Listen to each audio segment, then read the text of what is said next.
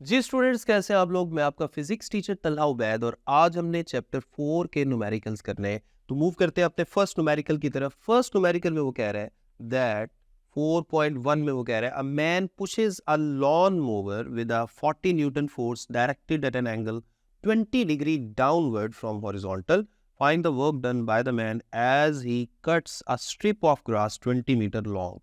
इसमें सिचुएशन कुछ इस तरह की है, मैं आपको एक छोटी सी डायग्राम बना के समझा देता हूँ। जैसे फॉर एग्जांपल ये एक घास काटने वाली मशीन है जिस पर वो फोर्स एक्सर्ट कर रहा है।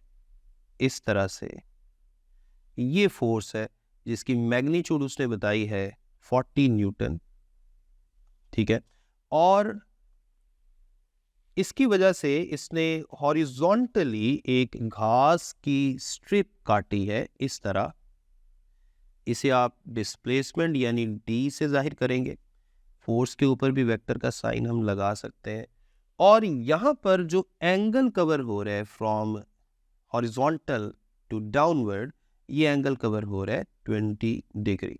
और जितनी घास की लंबाई काटी है वो है 20 मीटर। जारी बात है ये डिस्प्लेसमेंट कंसिडर होगा। तो बड़ा सिंपल न्यूमेरिकल है, आपने सीधा सीधा वर्क कैलकुलेट करना है वर्क का फॉर्मूला यूज करके। डेटा में आपके पास फोर्स आ गई, एंगल थीटा आ गया, डिस्प्लेसमेंट आ गया, फाइंड करना है वर्क।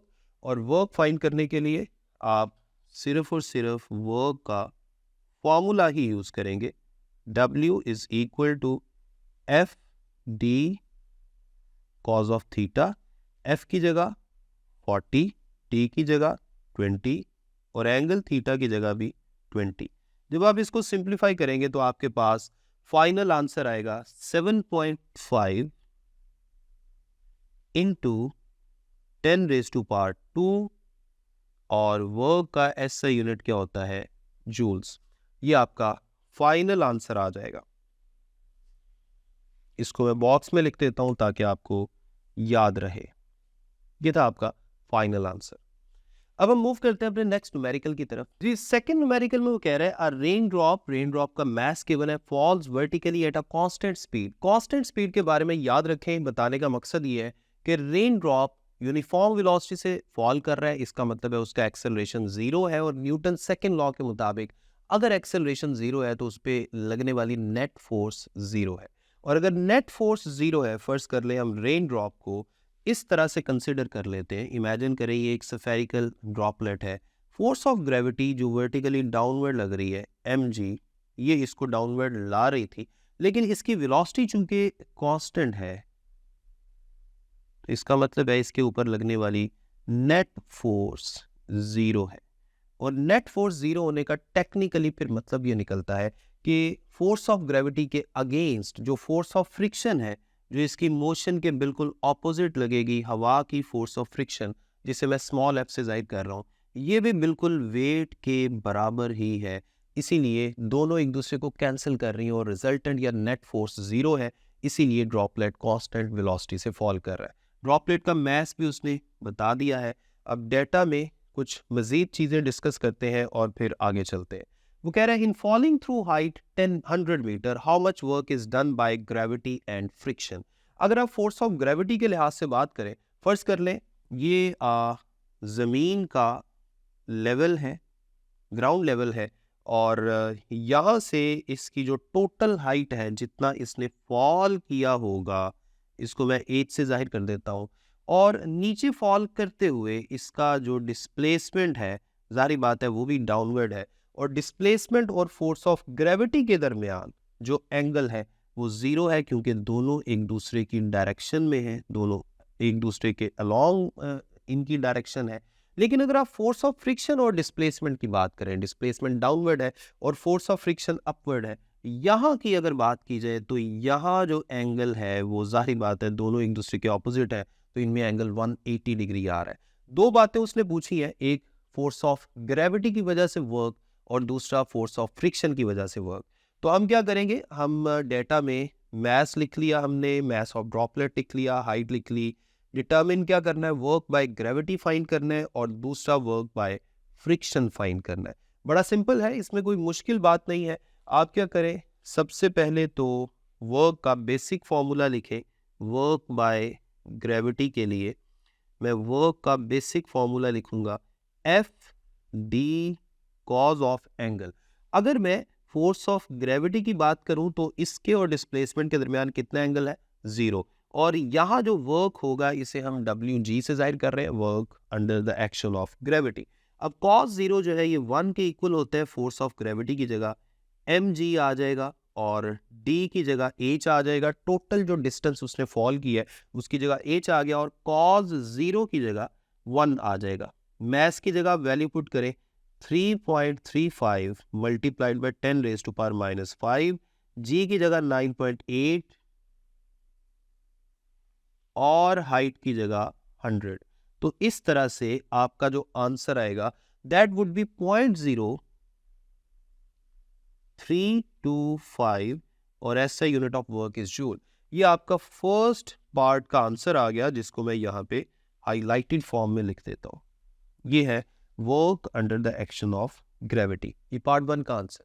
इसी तरह पार्ट 2 के लिए उसने वर्क बाय फ्रिक्शन पूछा था या फोर्स ऑफ फ्रिक्शन। तो वर्क बाय फ्रिक्शन को मैं W के नीचे स्मॉल f से जाहिर कर रहा हूं और यहाँ भी F D cause of angle between force and displacement. Force of friction और डिस्प्लेसमेंट में यहाँ पे कितना एंगल था डायग्राम में भी आप देख सकते हैं 180 डिग्री और कॉस 180 का आंसर -1 होता है। फोर्स ऑफ फ्रिक्शन यहाँ भी फोर्स ऑफ ग्रेविटी के ही बराबर है। ये मैंने लेक्चर के शुरू में इस न्यूमेरिकल के स्टार्ट में एक्सप्लेनेशन में आपको समझाया है कि दोनों फोर्सेस की मैग्नीट्यूड सेम है, डायरेक्शन ऑपोजिट है, इसलिए फोर्स ऑफ फ्रिक्शन की जगह भी mg आ गया, d की जगह h आ गया और cos 180 की जगह -1। तो इस तरीके से आंसर वही आएगा, बस नेगेटिव साइन के साथ आएगा। तो इसलिए माइनस का साइन में लगा देता हूँ, मैथ्स की जगह 3.35 multiplied by 10 raised to power -5, g की जगह 9.8 और हाइट की जगह 100। इसको भी सिंप्लीफाई करेंगे तो सेम आंसर आएगा, बस नेगेटिव साइन के साथ आएगा। तो ये था आपका वर्क डन बाय फ्रिक्शन। इसको भी मैं हाईलाइट करके लिख देता हूं ताकि आपको याद रहे। ये था सेकंड न्यूमेरिकल। जी थर्ड न्यूमेरिकल में वो कह रहे हैं 10 ब्रिक्स 10 ईंटें हैं, ईच 6 सेंटीमीटर थिक। हर एक की जो थिकनेस है यानी एक ईंट की जो हाइट है वो 6 सेंटीमीटर गिवन है और मैस भी गिवन है 1.5 kg, lie flat on a table. वो कह रहा है एक टेबल पे ये ऐसे एक ही लेवल पे पड़े हुए हैं। How much work is required to stack them one on the top of an other? अच्छा, इसमें पहले तो मैं डेटा वगैरह लिख देता हूँ। डेटा में आपके पास आ जाएगा जी, इस तरह से हमने ब्रिक्स को एक दूसरे के ऊपर रखना है, ठीक है। पहले तो ये ब्रिक्स पड़ी हुई थी, ये मैं आपको यहाँ पे थोड़ा सा एक आइडिया दे देता हूँ।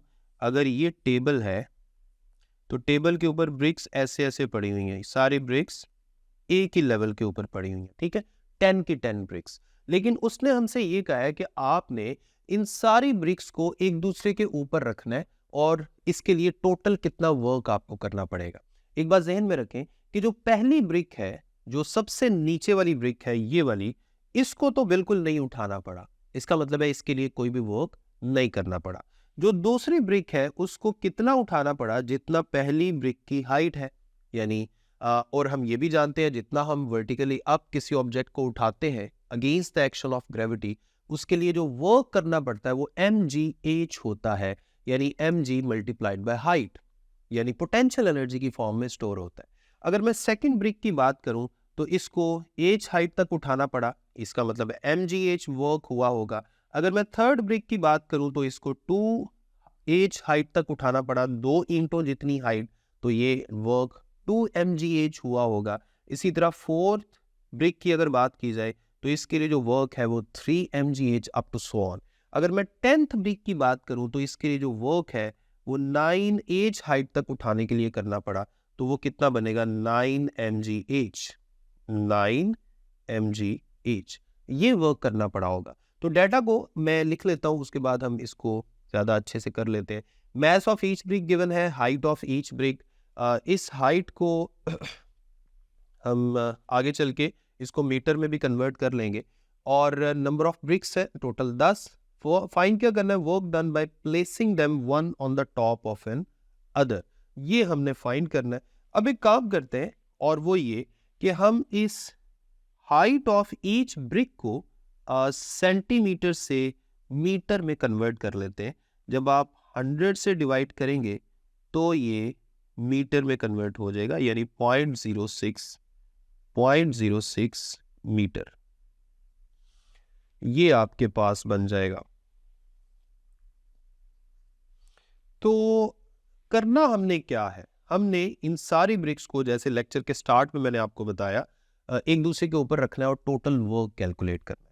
तो उसके लिए मैं सबसे पहले टोटल वर्क को इस तरीके से लिख लेता हूं, W is equal to W1 plus W2 plus W3 up to W10। W1 का मतलब है फर्स्ट ब्रिक के लिए जो वर्क करना पड़ा, W2 सेकंड ब्रिक के लिए जो वर्क करना पड़ा। अब हम देखें जैसे लेक्चर के इस न्यूमेरिकल के स्टार्ट पे मैं आपको बता रहा था कि फर्स्ट ब्रिक के लिए तो कोई भी वर्क नहीं करना पड़ा क्योंकि वो तो पहले ही उधर ही पड़ी हुई थी, उसको तो बिल्कुल भी उठाना नहीं पड़ा। सेकंड ब्रिक को कितना उठाना पड़ा, जितना फर्स्ट ब्रिक की हाइट है यानी h उठाना पड़ा। इसी तरह थर्ड ब्रिक को कितना उठाना पड़ा, 2h। इसी तरह फोर्थ ब्रिक को कितना उठाना पड़ा होगा, 3h, इतनी हाइट उठाना पड़ा होगा। इसी तरह फिफ्थ ब्रिक को कितना उठाना पड़ा होगा, 4h। तो इस तरह से इन सारी ब्रिक्स को बारी बारी हमने उठाया, तो इस तरह से वर्क हम करते जाएंगे। तो सेकंड ब्रिक का वर्क कितना हो जाएगा, mgh। इसी तरह थर्ड ब्रिक का 2h उठाया ना, तो ये बन जाएगा 2mgh। इसी तरह थर्ड ब्रिक को फोर्थ ब्रिक को कितना उठाना पड़ा होगा, 3h, तो वो बन जाएगा mg इंटू 3h, और उसको जब आप सिंप्लीफाई करेंगे तो ये बनेगा 3mgh। इसी तरह चलते चलते जो 10th ब्रिक है इसको कितनी हाइट उठाना पड़ा होगा, वो मैं उसका यहाँ पे लिख देता हूँ 9h। तो इसका टोटल वर्क बन जाएगा 9mgh, 9mgh। और जब आप इन सारी टर्म्स में से mgh को कॉमन निकाल लेंगे तो देखिए यहाँ क्या बचेगा 1, यहाँ क्या बचेगा 2, इसी तरह 3, 4, 5, 6, 7, 8, 9, ये बच गया। जब आप इन सारे नंबर्स को ऐड करेंगे तो आपके पास आंसर आएगा 45। तो इस तरह से आपके पास 45 mgh बन गया। अब आप वैल्यूज पुट कर लें, एक m की जगह आ जाएगा 1.5, g की जगह 9.8 और हाइट की जगह 0.06। जब आप इन सब को मल्टीप्लाई कर लेंगे तो आपके पास फाइनल आंसर आएगा 39.7 जूल्स। और इसको अगर आप राउंड ऑफ करें तो तकरीबन 40 जूल्स बनता है। ये आपका फाइनल आंसर यानी टोटल वर्क डन 4.3 जो न्यूमेरिकल है आपका। अब हम मूव करते हैं अपने नेक्स्ट न्यूमेरिकल की तरफ यानी 4.4 न्यूमेरिकल की तरफ, जिसमें वो हमसे क्या पूछ रहा है। 4.4 में कह रहा है a car of mass 800 kilogram travelling eight 54 kilometre per hour. इसको हम कन्वर्ट कर लेंगे मीटर पर सेकंड में, 1000 से मल्टीप्लाई और 3600 से डिवाइड करके, इज ब्रॉट टू रेस्ट। इसका मतलब है ये इनिशियल वेलोसिटी है, ब्रॉट टू रेस्ट का मतलब है फाइनल वेलोसिटी 0 है। इन 60 मीटर, इस दौरान उसने जो डिस्टेंस कवर किया है वो 60 मीटर है। Find the average retarding force. Average retarding force क्या है ये हमने बताना है। What has happened to original kinetic energy, उसकी ओरिजिनल काइनेटिक एनर्जी के साथ क्या हुआ है ये भी हमने बताना है। ओके, सबसे पहले तो हम डेटा में क्या कुछ लिखेंगे। डेटा में मास ऑफ कार आ गया, इनिशियल वेलोसिटी आ गई। देखिए इनिशियल वेलोसिटी को 1000 से मल्टीप्लाई और 3600 से डिवाइड किया तो ये 15 मीटर पर सेकंड में आंसर आ जाएगा। ठीक है, उसके बाद हमने क्या किया, फाइनल वेलोसिटी 0 है क्योंकि उसको रेस्ट में लाया गया है। डिस्टेंस कवर्ड, ये बेसिकली हम किसकी जगह पुट करेंगे, s की जगह। डिस्टेंस को मोस्टली s से जाहिर करते हैं। एवरेज रिटार्डिंग फोर्स फाइंड करनी है और ये बताना है कि ओरिजिनल काइनेटिक एनर्जी के साथ क्या हुआ। जी, सबसे पहले तो हम एवरेज रिटार्डिंग फोर्स फाइंड करने के लिए हम यहाँ पे एक प्रिंसिपल यूज करेंगे जिसे बोलते हैं work energy principle. Work energy principle के मुताबिक वर्क एनर्जी प्रिंसिपल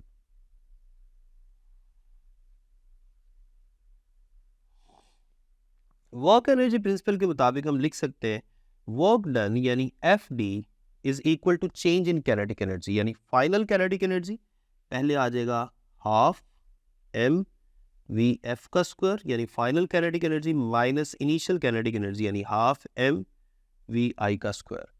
अब यहाँ पे हमने फाइनल वेलोसिटी कितनी करनी है, 0, तो इसका मतलब है उसकी जगह तो सारा कुछ 0 हो गया, तो बाकी आपके पास सेकंड टर्म बच गई minus half M V I का स्क्वायर। और लेफ्ट हैंड साइड पे एफ और डी दोनों था, डी को राइट हैंड साइड पे डिवाइड कर देंगे तो इस तरह से एफ का फाइनल फॉर्मूला बन जाएगा -1/2d एम वी आई का स्क्वायर। अब आप वैल्यूज पुट करें, -1/2d की जगह पुट कर दें 60 मीटर और मैस की जगह पुट करेंगे 800 और इनिशियल वेलोसिटी की जगह 15 मीटर पर सेकेंड में आई थी ना, मीटर पर सेकेंड में, तो 15 का यहाँ पे स्क्वायर करना पड़ेगा। जब आप इसको सिंप्लीफाई करेंगे तो आपके पास फाइनल आंसर आएगा -1500 न्यूटन। ये है रिटार्डिंग फोर्स। नेगेटिव साइन क्या शो कर रहा है कि ये ब्रेक वाली फोर्स है और ये मोशन को अपोज कर रही है, यानी अगर गाड़ी एक डायरेक्शन में जा रही थी तो ये फोर्स उस डायरेक्शन के ऑपोजिट लग रही है, that's why this is negative. Okay, साथ उसने ये भी पूछा था कि वो काइनेटिक एनर्जी कहाँ गई, तो जी काइनेटिक एनर्जी कहाँ गई ये अभी हम बता देते हैं।